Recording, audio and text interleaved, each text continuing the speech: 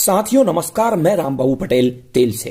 आज के वीडियो में हम सप्तक, स्वरलिपि और 12 स्वरों से थाटों का निर्माण कैसे होता है, 10 थाटों का निर्माण कैसे होता है उसको समझने वाले हैं। सप्तक का शाब्दिक अर्थ 7 होता है, लेकिन एक सप्तक में 12 स्वर होते हैं। सप्तक भी 3 प्रकार के होते हैं। मध्य सप्तक, जहां पर हमारी आवाज नॉर्मल आवाज होती है, जिस आवाज में मैं बात कर रहा हूं, यह मध्य सप्तक है। इस आवाज से अगर ऊंचा बोलने लगूंगा तो वो तार सप्तक कहलाएगा। और मध्य सप्तक से नीचे की आवाज, भारी सी आवाज, वो मंद सप्तक की आवाज होगी। तो मध्य सप्तक से नीचे का सप्तक मंद सप्तक और मध्य सप्तक से ऊपर का सप्तक तार सप्तक। सप्तक 3 प्रकार के होते हैं। एक सप्तक में 12 स्वर होते हैं। सा और पा, ये 2 स्वर तो अचल हैं, मतलब ये अपनी जगह से ऊपर नीचे नहीं जाते हैं। रे के 2 रूप हैं, एक रे चढ़ा हुआ है, एक रे नीचे की ओर उतरा हुआ है। गा के 2 रूप हैं, एक गा चढ़ा हुआ और एक गा उतरा हुआ, जिसको कोमल गा कह रहे हैं। उतरा स्वर मतलब कोमल गा। मां के 2 रूप हैं, एक मां शुद्ध मां, एक तीव्र मां यानी चढ़ा हुआ मां। धा, एक कोमल धा यानी उतरा हुआ धा और एक चढ़ा हुआ धा।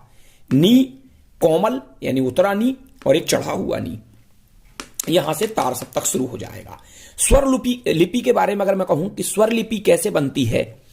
स्वर लिपि में आप देख रहे होंगे कि जो मध्य सप्तक के स्वर हैं, सा, रे के नीचे एक आड़ी डंडी बनी है, यानी एक कोमल स्वर है।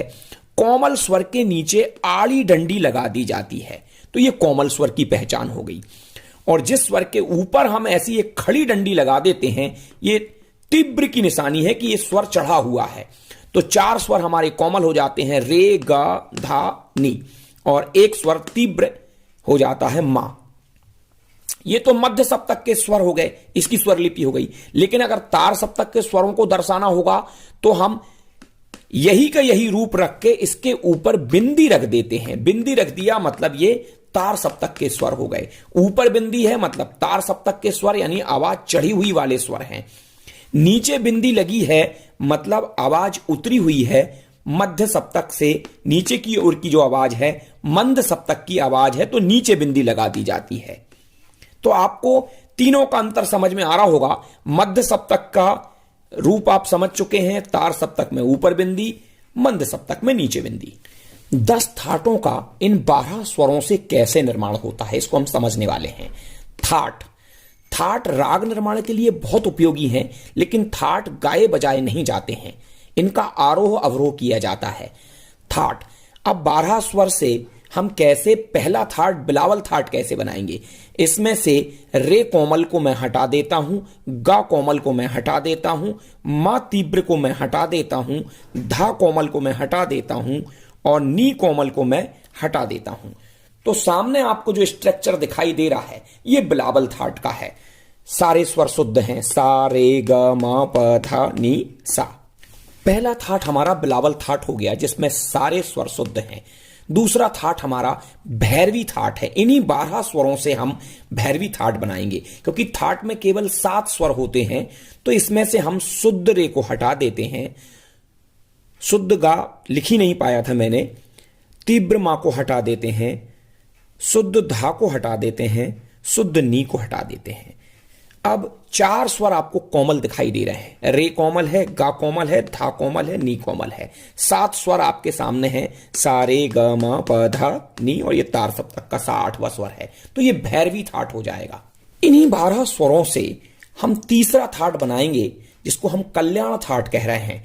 कल्याण थाट में बिल्कुल राग कल्याण थाट बिलावल थाट जैसा ही होता है, बस एक स्वर का परिवर्तन करेंगे हम। कोमल रे नहीं रहेगा कल्याण थाट में, कोमल ग नहीं रहेगा और शुद्ध मां भी नहीं रहेगा, तीव्र मां रहेगा, कोमल धा नहीं रहेगा, कोमल नी नहीं रहेगा, और ये स्ट्रक्चर बन गया, ये कल्याण थाट का बन गया। सा, रे, ग, मां तीव्र है, पा, धा, नी, सा। बिलावल थाट में और कल्याण थाट में एक स्वर का अंतर दिखाई दे रहा है आपको। इसमें शुद्ध मां है, इसमें तीव्र मां है, और भैरवी में 4 स्वर कोमल है। तो ये 3 थाट तो आपको अनिवार्य रूप से करना है। इससे शुद्ध स्वर का ज्ञान हो जाएगा, इससे चारों कोमल स्वर का ज्ञान हो जाएगा, भैरवी से और कल्याण थाट से आपको एक तीव्र मां स्वर का ज्ञान हो जाएगा। इन्हीं 12 स्वरों से 10 थाटों का निर्माण होता है। अभी मैंने आपको 3 थाट का निर्माण बताया है। किसी भी थाट का आप निर्माण करें, एक हिस्सा कहलाता है पूर्वांग और दूसरा हिस्सा कहलाता है उत्तरांग। पूर्वांग में क्या परिवर्तन हो रहा है, उत्तरांग में क्या परिवर्तन हो रहा है, इस पर आपको ध्यान देना है, तो आपको थाट निर्माण की प्रक्रिया बहुत अच्छे से समझ में आ जाएगी। क्योंकि आज का वीडियो एक कमेंट्स के आधार पर था कि पूछा गया था कि थाट कैसे बनते हैं, इसलिए मैंने एक संक्षिप्त सा वीडियो बना दिया है।